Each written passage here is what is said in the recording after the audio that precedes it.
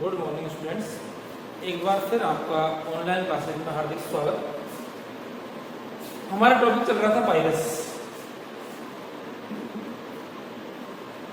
हमारा टॉपिक चल रहा था। मैंने आपको बताया था वायरस की संरचना के बारे में बताया था। वायरस किसका बना होता है, संरचना कैसी होती है, वायरस कैसा होता है।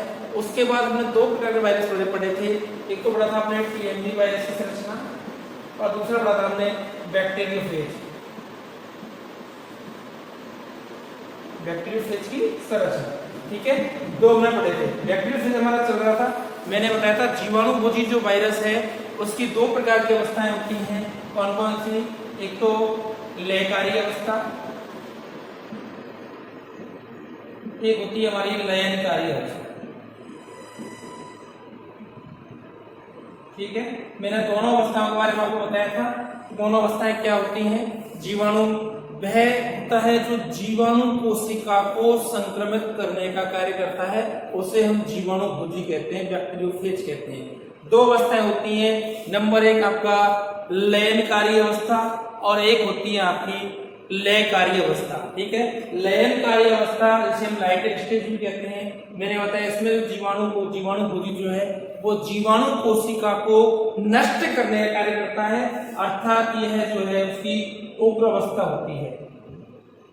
ठीक है, और यह अवस्था जो होती है इसे हम लाइसोजेनिक अवस्था कहते हैं। यह इसकी संयत अवस्था होती है।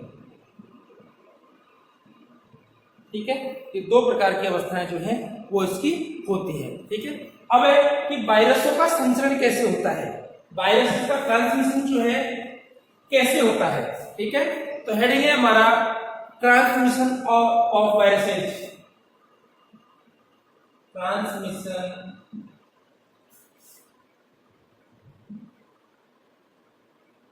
Of viruses. Transmission of viruses, वायरसों का जो है वो ट्रांसमिशन अथवा संचरण कैसे होता है। वायरसों का संचरण,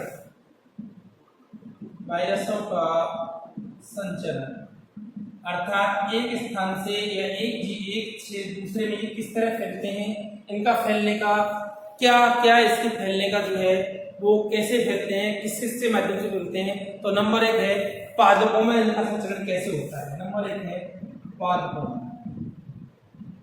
ठीक है, क्योंकि वायरस जो है वो एपिकल भी परजीवी होता है, मैंने आपको पहले बताया था। अर्थात वायरस जो है निश्चित परपोषी कोशिका को संक्रमित करने की क्षमता रखता है। तो पादप वायरस जो है वो पादप वायरस को, और पादप में फिक्स पादप को कौन से पादप में कौन सा रोग होना है, कौन से वायरस के द्वारा होना है, इस प्रकार जो है रोग फैलता है। तो नंबर एक है हमारे इसमें पादपों में कैसे संचरण होता है। नंबर एक है कायिक प्रवर्धन द्वारा। नंबर एक है कायिक प्रवर्धन द्वारा, अर्थात जो है कायिक जनन के द्वारा जो है वो पादपों में वायरस का संचरण होता है। ठीक है, तो हम सभी जानते हैं बहुत सारे पादप, शोभाकारी पादप ले लीजिए या फिर कई फलदार पादप जो हैं उनको कायिक रूप से प्रवर्धित किया जाता है। कायिक प्रवर्धन जैसे गन्ना, आलू, अदरक, इन सभी पादपों को जो है कायिक रूप से उगाते हैं। आप सभी जानते हो कि आलू जो है उसके कंद निकल आते हैं, उसको काट कर बोया जाता है। गन्ने को जो है जमीन में सीधा बोया जाता है क्योंकि उसका जो पर्व संधि होती है उस पर्व संधि से नए पौधे का निर्माण होता है। तो इनके जो है कायिक प्रवर्धन होता है। अब देखिए एक साइंटिस्ट थे एरिक बक स्मिथ, इन्होंने बताया कि आड़ू का जो पीत रोग है जो है वो पौधे की कलम को स्वस्थ पौधे पर रोकने से, आलू में पीत रोग जो होता है वो आड़ू में वो पीत रोग जो है वो स्वस्थ पादप पर अगर कलम रोक दी हमने दूसरे पादप की तो वह रोग जो है वो उस पादप में भी उत्पन्न हो जाता है। अतः जो है कायिक प्रवर्धन के द्वारा भी रोग संचरण का कार्य होता है। दूसरा है वायरस का मृदा द्वारा संचरण, मतलब मिट्टी के द्वारा संचरण कैसे होता है।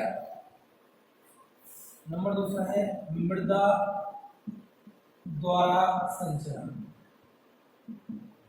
देखिए मृदा के द्वारा कैसे संचरण, देखिए मृदा के द्वारा कुछ वायरस जो है पादप जो है जैसे तंबाकू का मोजेक वायरस है, गेहूं का मोजेक वायरस है, तंबाकू का उत्तक क्षय रोग है, ये जो है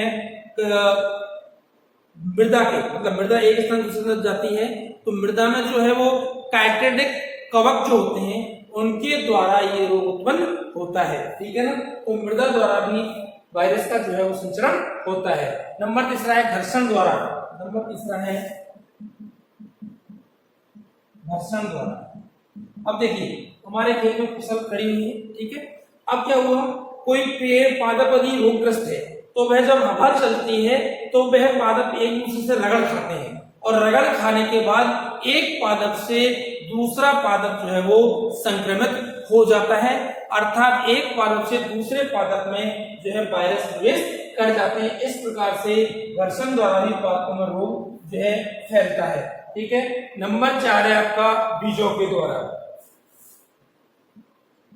बीजों के द्वारा देखिए, मान लीजिए कोई रोगग्रस्त बीज है, ठीक है, और रोगग्रस्त बीज जो है वो हमने बो दिया, तो जो पादप होगा वो भी कैसा होगा, रोगग्रस्त होगा। ठीक है। जैसे कुछ वायरस जो हैं सैम, अरेर आदि के मौजिक वायरस जो हैं वो किसके द्वारा फैलते हैं, इस बीजों के द्वारा फैलते हैं। नंबर 5 है कृषि यंत्रों द्वारा। नंबर 5वां है आपका कृषि यंत्रों द्वारा। देखिए होता क्या है, जैसे हमने फसलों की हम कुटाई करवाते हैं, ठीक है, कुटाई करवाने पर देखिए जैसे कोई रोगग्रस्त पादप जो है उस थ्रेशर के द्वारा जो है उन पादपों की कुटाई हुई है, तो होता क्या है, जैसे हमने स्वस्थ फसल को भी उस थ्रेशर से काटा तो रोग जो है वो थ्रेशर से उस पादप में दूसरे पादप में भी पहुंच जाता है। इस प्रकार कृषि यंत्रों द्वारा भी वायरस का संचरण होता है। ठीक है। और दूसरा है आपका छठा है परागकण द्वारा। नंबर 6 है आपका परागकणों द्वारा, अर्थात परागकणों के द्वारा भी क्या होता है, वायरस जो है वो एक पादप से दूसरे पादप में पहुंच जाता है। ठीक है। जैसे देख लीजिए आप, सैम का मौजिक वायरस रोग जो है वो जो है संचरण जो है परागकणों के द्वारा होता है, अर्थात रोगी पौधे के परागकणों में वायरस होते हैं। जब ये पौधे स्वस्थ पादप के परागकण का वर्तिका करते हैं तो वहां पर रोग उत्पन्न करने की क्षमता जो है डेवलप हो जाती है। मैंने बताया था क्योंकि जो है वायरस एविकली परजीवी है, तो उस पादप के परागकण किसी अन्य उसी जाति के पादप पर करेंगे तो जो है वो क्या हो जाती है, रोगग्रस्त हो जाते हैं। ठीक है। उसके बाद है नंबर 7वां है अमरवेल के द्वारा। अमरवेल के द्वारा, आप देखिए अमरवेल आपका नाम सभी ने सुना होगा। अमरवेल पूर्णतः परपोषी पादप है। ठीक है। जिस भी पादप पर अमरवेल होती है वह उस पादप को अंत में सुखा देती है। क्यों सुखा देती है, क्योंकि अमरवेल जो है वो भोजन जो है वो चूषण के द्वारा प्राप्त करती है। इस द्वारा चूषण के द्वारा, अर्थात इसके अमरवेल की जो अमरवेल जो है वो पादप के फ्लोएम भाग में जाकर के वहां से भोजन का सीधा अवशोषण करती है, तो पादप जो है वो उसको भोजन की प्राप्ति नहीं हो पाती, पादप जो है क्या होता है, सूख जाता है। ठीक है। अमरवेल जब एक पादप में भोजन का चूषण कर रही है तो वहां से मान लीजिए वो पादप रोगी है तो वहां से क्या होगा, वायरस का भी शोषण करेगी, और जब एक पादप दूसरे पादप पर जब पहुंचती है तो उस पादप को भी रोगग्रस्त कर देती है, क्योंकि इसका सीधा संबंध किससे होता है, भोजन से होता है। तो इस प्रकार जो है वो, और नेक्स्ट है कीटों के द्वारा भी रोग फैलता है। ठीक है।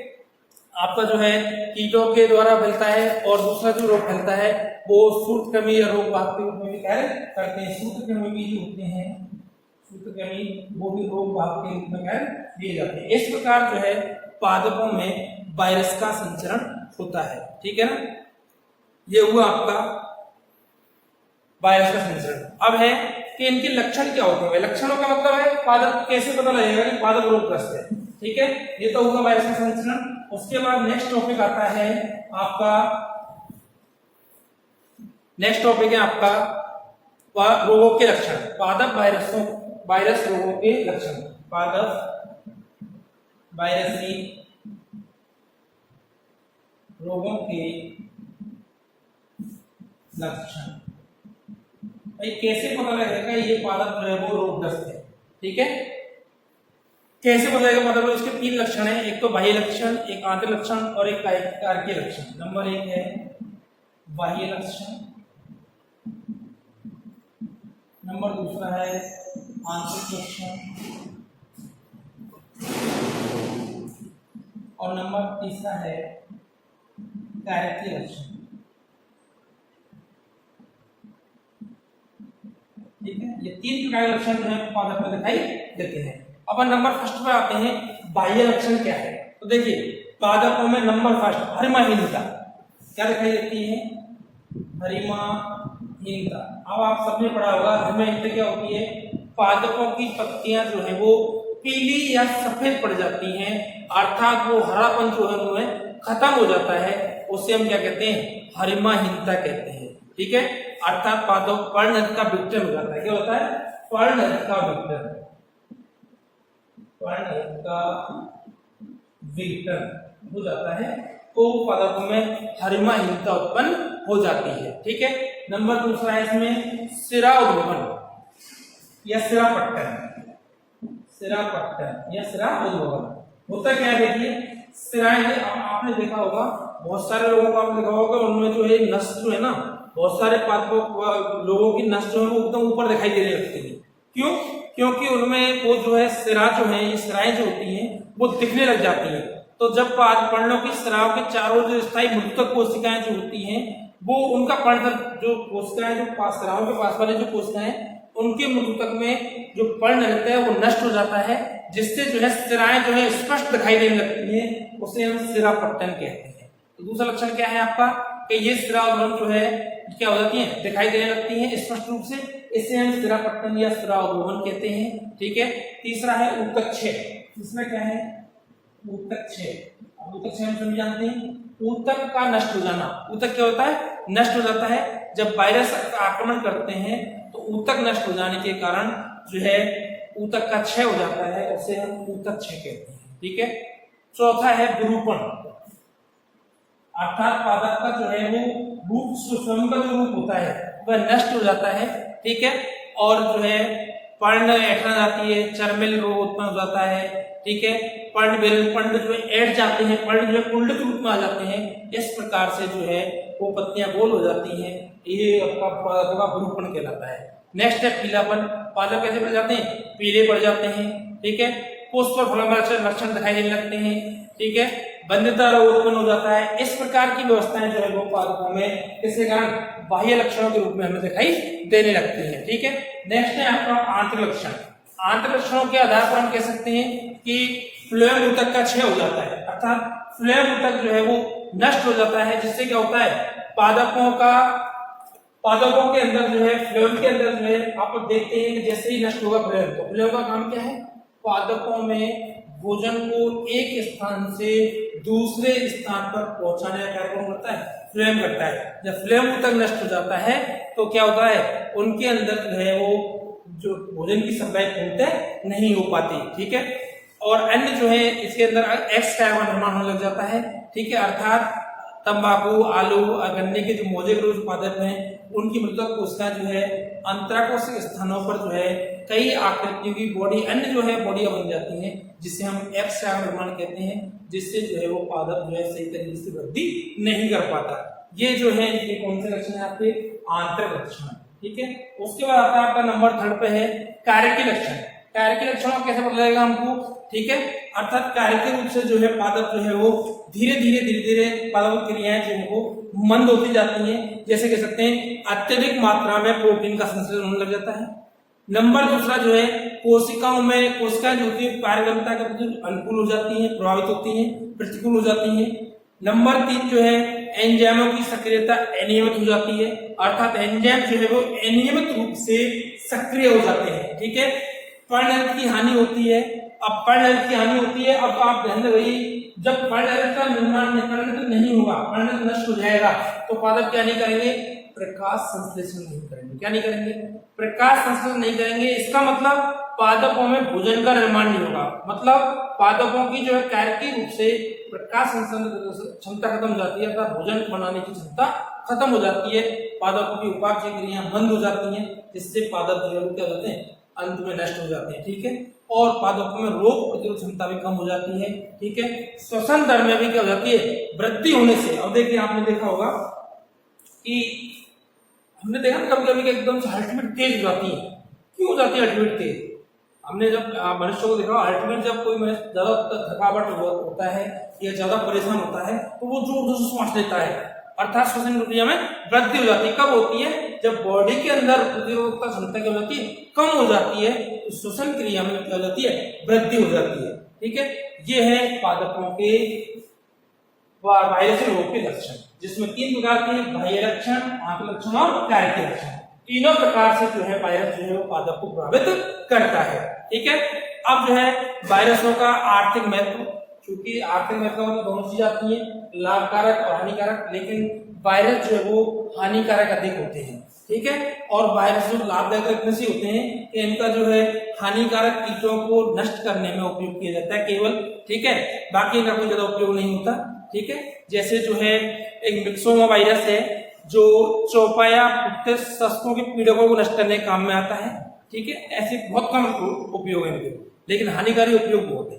ठीक है, जैसे ये मनुष्यों में रोग उत्पन्न करने की क्षमता, अर्थात मानवों में भी ये रोग उत्पन्न करते हैं। जैसे देखिए आप एडिनो वायरस बच्चों में जो है निमोनिया रोग उत्पन्न करता है। कौन सा वायरस? Adeno virus. रोग उत्पन्न कौन कौन से हानिकारक लक्षण? नंबर 1 है मनुष्यों में एडिनो वायरस। एडिनो वायरस जो कौन सा रोग उत्पन्न करता है मनुष्यों में? निमोनिया। बच्चों में जो है वो निमोनिया रोग। ठीक है, एडिनो वायरस जो है वो मनुष्यों में जो है वो बच्चों में जो है वो निमोनिया उत्पन्न करता है। HIV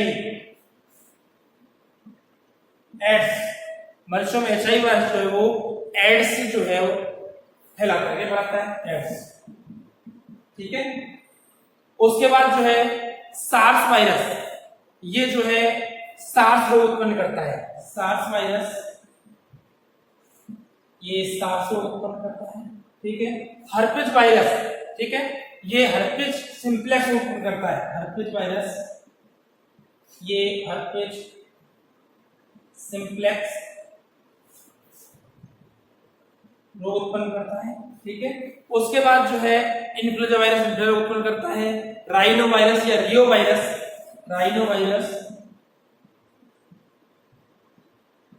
या रियो वायरस, ये जो है मनुष्यों में कौन सा उत्पन्न करता है? आपका जुकाम फैलाता है।